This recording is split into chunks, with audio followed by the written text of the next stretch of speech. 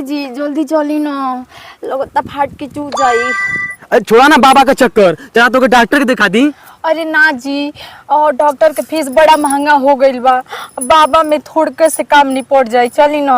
अच्छा ठीक है चला। जब से तो से हम बियाह करिए तो हमारी किस्मत ही एकदम फूटी गई।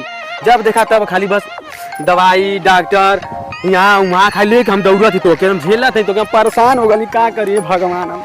अरे चली ना, बहुत दर्द होता। चला चला। हाँ गुरु, तू पुरनका गुरु, हम नौका गुरु। देख तमाशा गुड़िया का। पसंद आई? हाँ पसंद आई। काम होई? हाँ बिल्कुल हुई। पास बाटा? हाँ पास बा। के पास कइल?